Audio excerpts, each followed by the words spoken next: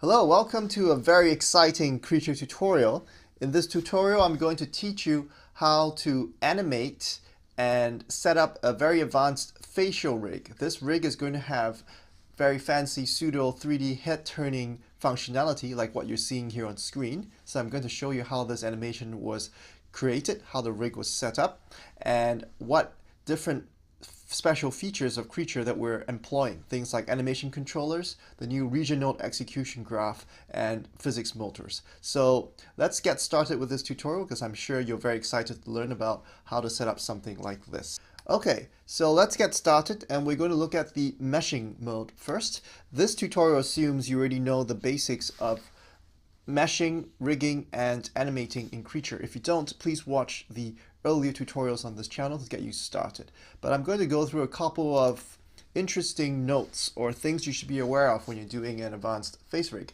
So first of all, we want to separate out the different regions or meshes of the body to obviously different parts, right? So you want the hair, like different parts of the hair, to be in separate meshes or separate regions.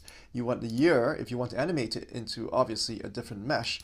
And crucially for the eyes and the face, I would want to separate out the eyes from the face itself. You can paint in the hollow regions of where the eyes should be, so we can actually easily animate the eyes. And we're going to actually use the new fancy region node execution graph feature to make the mesh actually deform and follow the parent face. You see how that's done in a moment.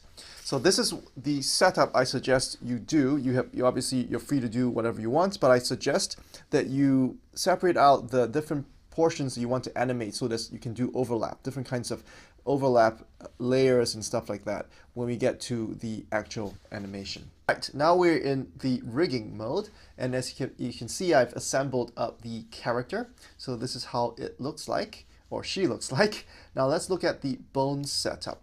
It's a pretty complicated bone setup, but actually not that complicated. So let's go through the important bits of the setup. Now, I always begin with a root bone. I always place it somewhere away from the character. This allows a root transform. I highly recommend you do that.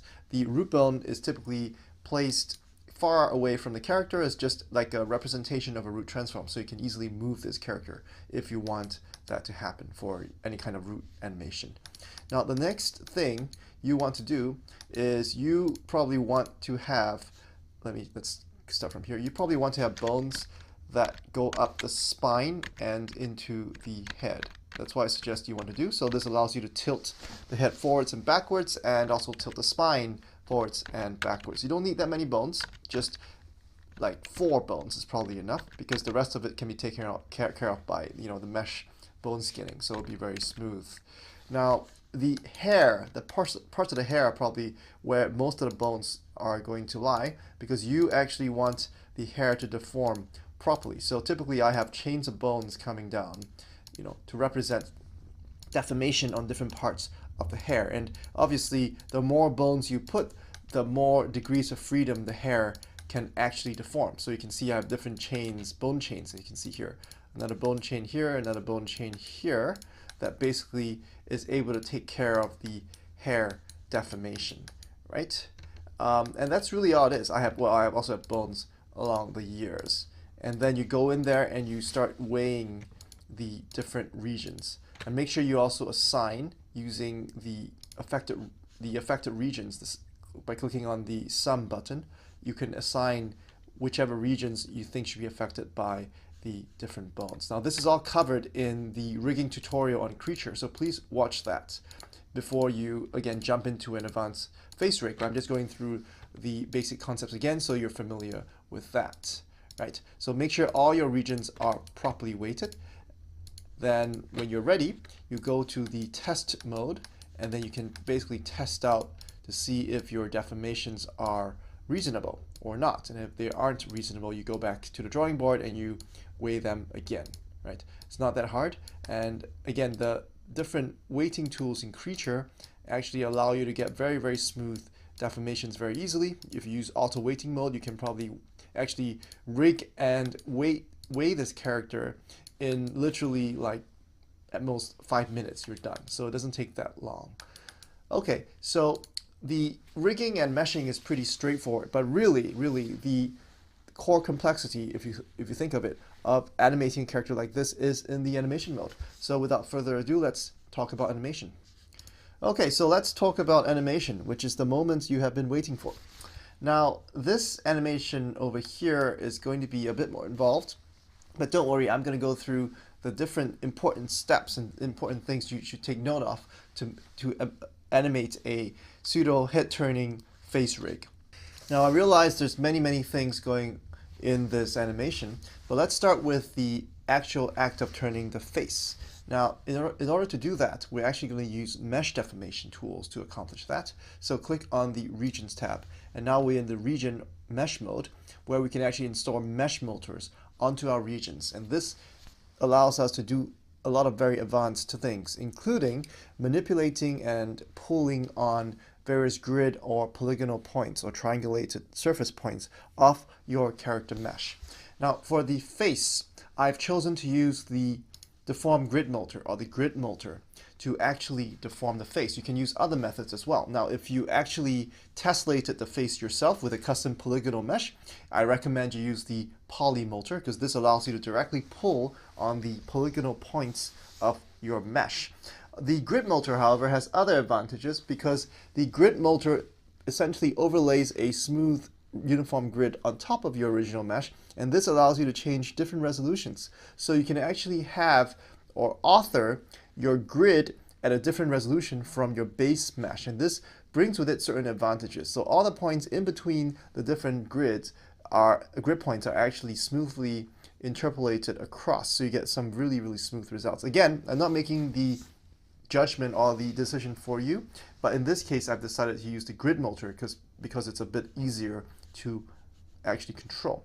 So let's take a look at how this was done. This face has a grid motor installed on it. So if we click on Edit Motor, let's actually tone down the UI size so you can see it more clearly. And by the way, here's a tip. The new feature that was added is this lock camera functionality. So as you're actually, panning through your face, if you want to actually just lock the camera as you animate, just click on the preview window here, and this icon lights up. And so now, as I actually pan the face, you can see the camera is locked, right? And if to unlock it, just click it again, and I'm back to unlocked mode. All right. Okay. So let's see how this actually works.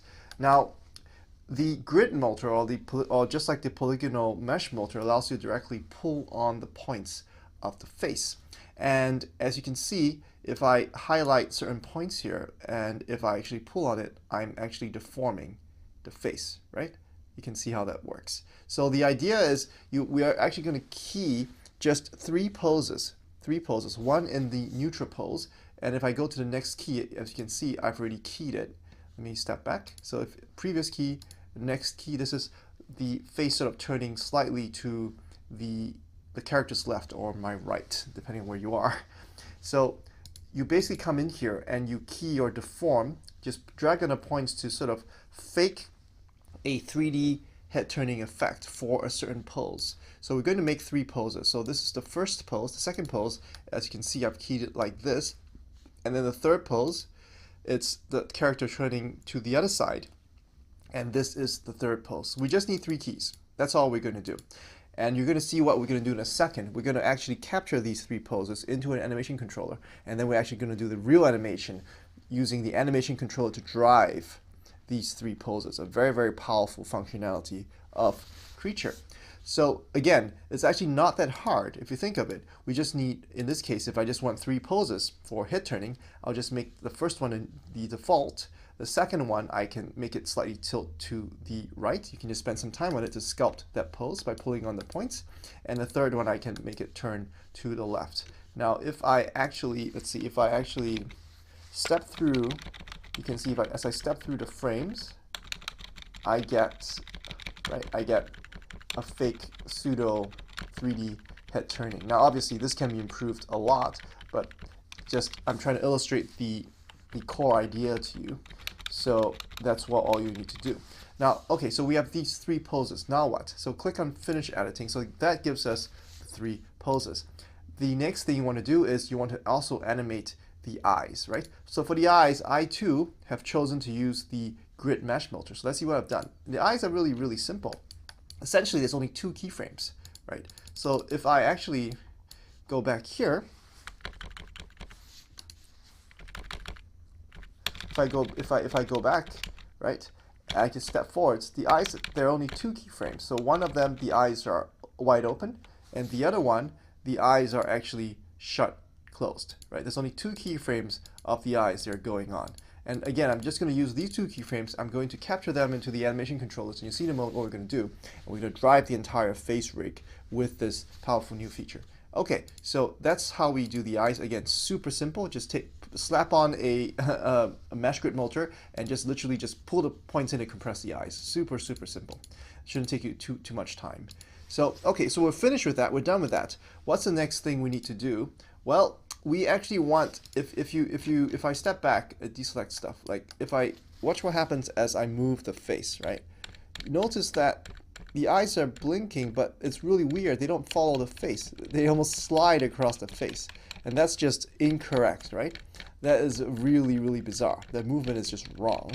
What we want is, we want the eyes to actually deform and actually follow the face, just like in a real face. So how do we do that? Now, maybe out of software, it might be more complicated, but in Creature, it's not. And we have a fancy new feature just to address this issue. So move your mouse over to Multi Swaps and Effects, and move your mouse over to Region Node Execution Graph. So in here, I will select the face, okay? And then I'll select the eyes. I'll add them both into the Region Node Execution Graph. And then I'm simply going to connect the children to the eyes. So in other words, what I'm saying is, the eyes are a child of the face. Now what this is going to do is, when the animation runs, the eyes are going to be posed with the face deformation. This is what the Region Node Execution Graph does. It actually allows you to pose children meshes or subchildren meshes based off their immediate parent. So you can get some really complicated, really fancy effects. You can deform a parent, and then that results in the deformations getting carried over, and that deforms the child, and the child itself might have some local deformation. So you can have, it's specifically designed for this sort of thing. You can have, you know, eyes blinking, mouth pieces talking, while the face is also turning, and that all gels together, plays well together with the entire animation system. So once you're done with it, remember to check enabled, so this actually is turned on. And I close this. Now watch what happens now. So as I move a step forward, you can see the eyes, right? They no longer slide with the face. See, notice how they actually follow the face, right? And that's exactly what we want. Okay, and notice this blink animation is going to happen really fast, right? So most of the artifacts will actually be gone as we actually animate it for real in the animation controllers. So the next step is we're actually going to also set the poses. Now, the face is turning, but we also actually want the hair to sort of move with the face. Now in this case, I could either use a Region Node Execution Graph, but then I would have to use a grid or mesh melter onto the hair. If I don't want to do that, my other option is simply just to keyframe the bone, the root bone of the hair to follow the head or the face as it's turning around. I just need, again, 3 poses. And again, we're going to capture all of this as an entire animation controller node. So you'll see in a moment how easy it is to animate this entire face without having to, you know, meticulously and you know, spend too much time setting keyframes for each individual component. Anyway, so again, we just at frame 0 we set the hair here. At frame 5 we move it a bit. We set a keyframe so that it sort of follows the head as it turns, and then at frame 10 we do the same thing as well. Totally up to you, but this is what we do. Okay, so just to recap, we keyframe the hair for each of the 3 poses. We keyframe the face using the deform grid melter for each of the three poses, and we also keyframe the eyes for each, well, only for 2 poses, because the eyes are just wide open and they blink. Okay, that's all we do. All right, so with that, let's move on to the next part of it, which is the most exciting part, where we set up the animation controllers. Right, so animation controllers, what are they? Very simple. Click on Animate, Multi Swaps and Effects, Animation Controllers. Now, animation controllers actually allow you to control a whole set of motor parameters, any parameter. It doesn't actually have to be an actual shape pose. It can actually be a physics parameter. It can be a procedural parameter. But what it allows you to do is actually capture these parameters into either a line or a polygonal shape, and then you can actually control and interpolate across those different captured parameter values to get your animation. Sounds like a mouthful, but I'm going to illustrate to you what it actually means. So we're going to make two animation controllers for this. I'm going to make a polygonal one, and I'm going to call it face, and I'm going to make a line controller, and I'm going to call it eyes. All right? Okay, so you can have as many points as you want in a polygonal controller, up to 12, I believe, or is it 15? There's a limit to it, but that should be enough to get by, which means you can capture up to 12 or I think 15 poses for a polygonal controller. Now, same thing with the lines as well. Okay, so let me just enlarge this. And what does this actually mean? Well, before we begin, we have to actually add in the different motors that we want to capture, right? So I know I'm going to capture these bone guys. So these bone motors, if I'm calling this correctly. So I'm going to capture these bone motors over here because they are responsible for actually placing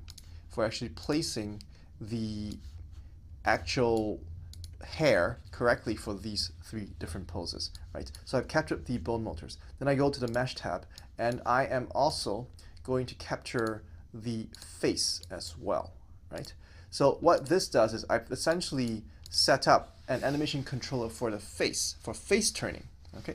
And now in eyes, I click on eyes, I am also going to add in the eyes motor, the eyes deform grid motor. I'm going to add it in here as well. Okay, so this is where we're done, adding the different bone and mesh motors to the animation controllers. So that's step one. Step two is to actually capture the different poses. So we'll go to the capture tab. Now at frame 0, right, I click on one of the points here. Now none of the points are labeled, which means nothing's captured. Then I click on the camera icon, and I give it like some default name. Pose 0 is fine, right? And then if I step forward, remember we had another pose at frame 5. So I come here and I capture another pose, right? And then at the third pose, let's go to frame 10. Those were our 3 poses. So capture that as well. Now for the eyes, it's a bit simpler because when you really only had 2 poses. Okay, so I'll capture this one, but I'll do 3 just for the fun of it. I can also have 2, it's up to you. But so pose 0, and then the eyes shut down at frame 2, so I'll capture this guy. And then maybe just something semi-wide open or something. Okay, for the third pose. Okay, so that's really it. I've captured the 3 poses and the eyes for 2 poses. I'm done.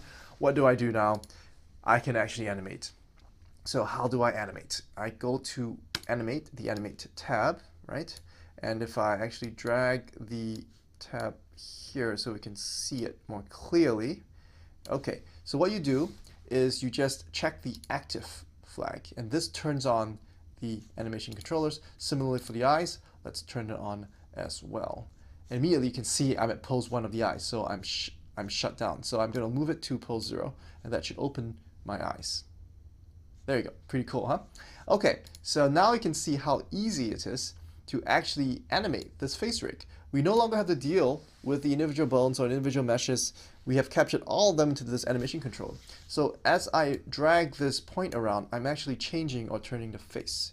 You can see on the left, right? So I can go to pose 0, and you can see the character is here. If I move the character to pose 1, the character should turn, there you go, to the other side. If I move to pose 2, it should turn to the other side. The opposite. There you go. So just using this, I can actually animate a face turning motion super easily, right? Okay, so before I continue with this, I also want to highlight that I actually, let me close the animation controllers. I also installed a bunch of band physics motors for the strands of the hair, just to give it a bit more dynamic motion, right? If I pull up the anim rig graph, you can see, for example, I have a whole bunch of bend physics motors all going through down the bone chain.